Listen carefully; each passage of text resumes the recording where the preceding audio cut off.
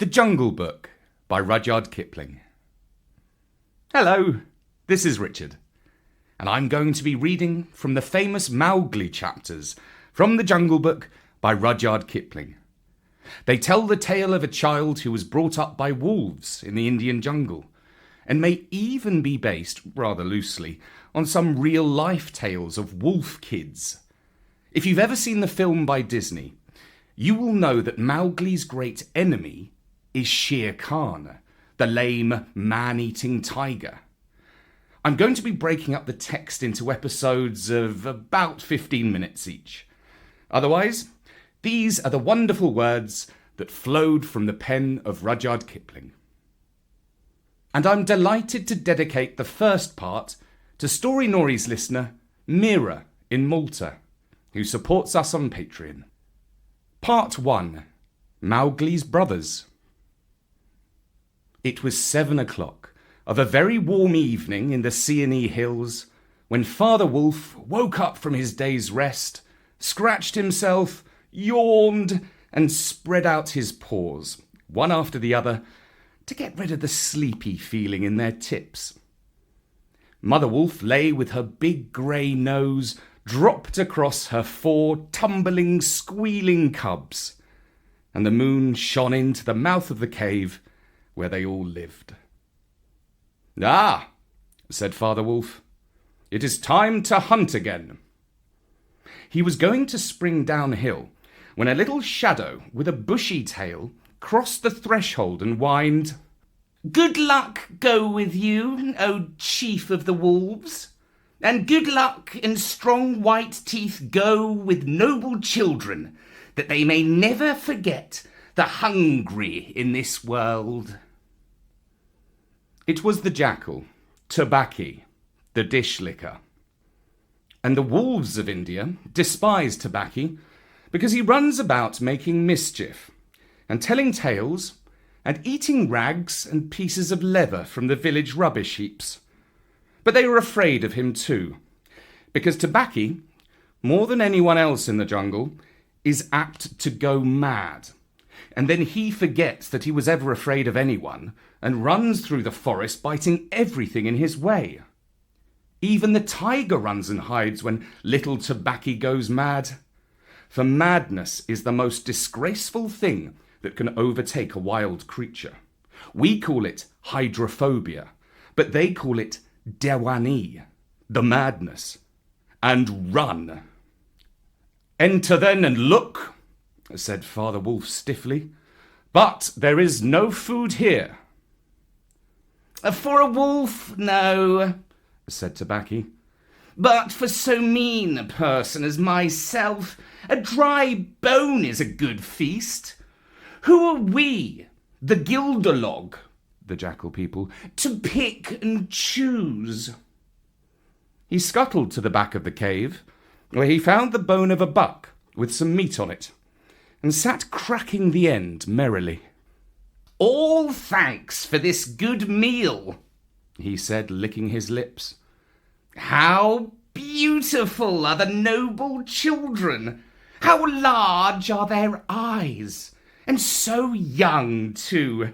Indeed, I might have remembered that the children of kings are men from the beginning."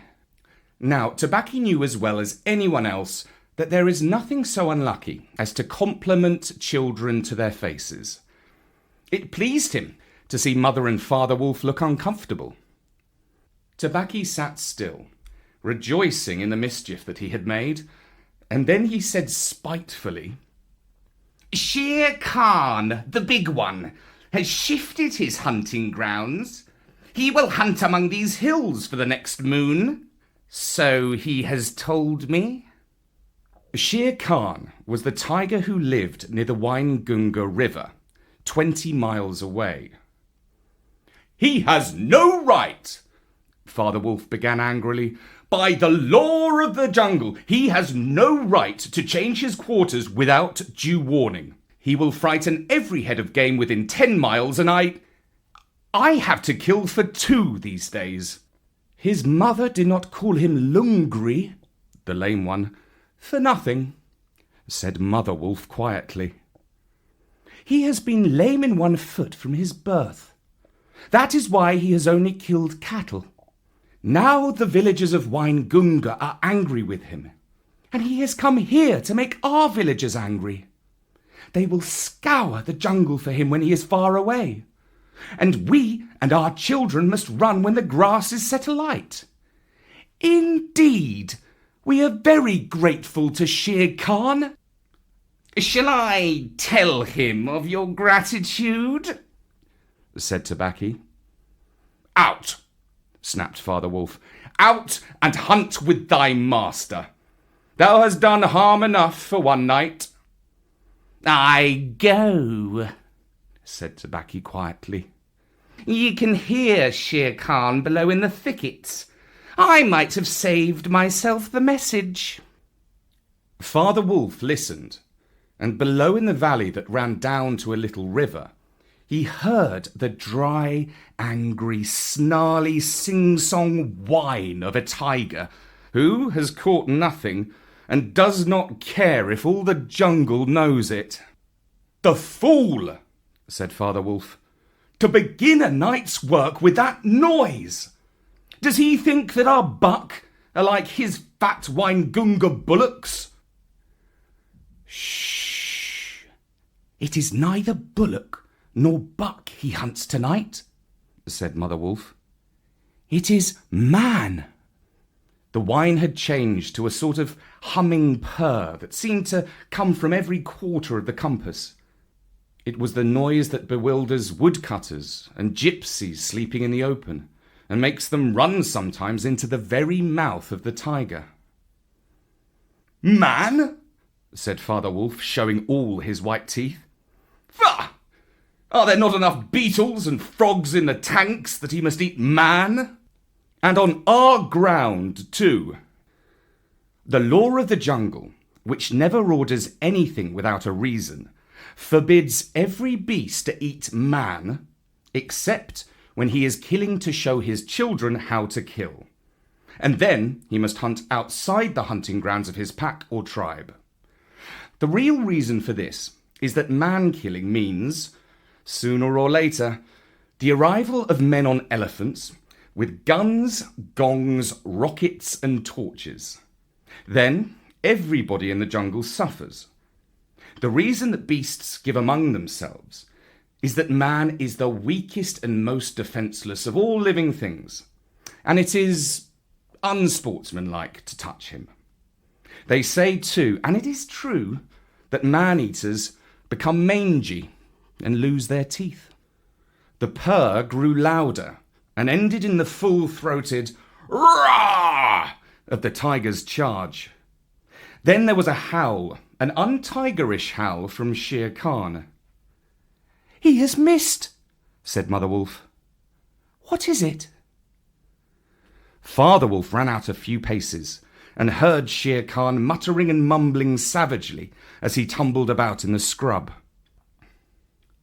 "The fool has had no more sense than to jump at a woodcutter's campfire and has burned his feet," said Father Wolf with a grunt. "Tabaki is with him." "Something is coming uphill," said Mother Wolf, twitching one ear. "Get ready." The bushes rustled a little in the thicket, and Father Wolf dropped with his haunches under him, ready for his leap. Then, if you had been watching, you would have seen the most wonderful thing in the world. The wolf checked in mid-spring. He made his bound before he saw what it was he was jumping at, and then he tried to stop himself. The result was that he shot straight into the air for 4 or 5 feet, landing almost where he left ground. "Man!" he snapped. "A man's cub! Look!" Directly in front of him, holding on by a low branch, stood a naked baby who could just walk. As soft and as dimpled a little atom as ever came to a wolf's cave at night. He looked up into Father Wolf's face and laughed. "Is that a man's cub?" said Mother Wolf. "I have never seen one. Bring it here." A wolf accustomed to moving his own cubs can, if necessary, mouth an egg without breaking it. And though Father Wolf's jaws closed right on the child's back, not a tooth even scratched the skin as he laid it down among the cubs. "How little, how naked, and how bold," said Mother Wolf softly. The baby was pushing his way between the cubs to get close to the warm hide. "Aha! He is taking his meal with the others. And so this is a man's cub. Now, was there ever a wolf that could boast of a man's cub among her children?" "I have heard now and again of such a thing, but never in our pack, or in my time," said Father Wolf. "He is altogether without hair, and I could kill him with a touch of my foot. But see, he looks up and he is not afraid." The moonlight was blocked out of the mouth of the cave, for Shere Khan's great square head and shoulders were thrust into the entrance. Tabaki behind him was squeaking, my lord, it went in here." "Shere Khan does us great honour," said Father Wolf, but his eyes were very angry. "What does Shere Khan need?" "My quarry. A man's cub went this way," said Shere Khan. "Its parents have run off. Give it to me." Shere Khan had jumped at a woodcutter's campfire, as Father Wolf had said, and was furious from the pain of his burned feet. But Father Wolf knew that the mouth of the cave was too narrow for a tiger to come in by. Even where he was, Shere Khan's shoulders and forepaws were cramped for want of room, as a man's would be if he tried to fight in a barrel. "The wolves are free people," said Father Wolf. "They take orders from the head of the pack, and not from any striped cattle killer. The man's cub is ours, to kill if we choose." "Ye choose and ye do not choose. What talk is this of choosing? By the bull that I killed, am I to stand nosing into your dog's den for my fair dues? It is I, Shere Khan, who speak." The tiger's roar filled the cave with thunder. Mother Wolf shook herself clear of the cubs and sprang forward, her eyes like two green moons in the darkness, facing the blazing eyes of Shere Khan. "And it is I, Raksha," the demon, "who answers. The man's cub is mine, Lungri, mine to me. He shall not be killed. He shall live to run with the pack and to hunt with the pack. And in the end, look you, hunter of little naked cubs, frog-eater, fish-killer, he shall hunt thee. Now get hence, or by the samper that I killed, I eat no starved cattle. Back thou goest to thy mother, burned beast of the jungle, lamer than ever thou camest into the world. Go!" Father Wolf looked on amazed. He had almost forgotten the days when he won Mother Wolf in fair fight from 5 other wolves, when she ran in the pack and was not called the demon for compliment's sake. Shere Khan might have faced Father Wolf, but he could not stand up against Mother Wolf, for he knew that where he was, she had all the advantage of the ground and would fight to the death. So he backed out of the cave, mouth growling, and when he was clear, he shouted, "Each dog barks in his own yard. We will see what the pack will say to this fostering of man cubs. The cub is mine, and to my teeth he will come in the end. Oh, bush-tailed thieves!"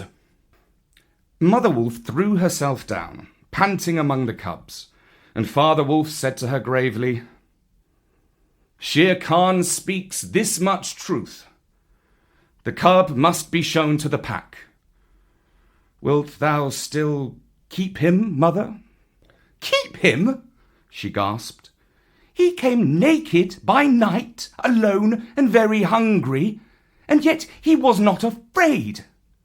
Look, he has pushed one of my babes to one side already, and that lame butcher would have killed him and would have run off to the Waingunga, while the villagers here hunted through all our lairs in revenge. Keep him? Assuredly I will keep him. Lie still, little frog. O thou Mowgli, for Mowgli the frog I will call thee.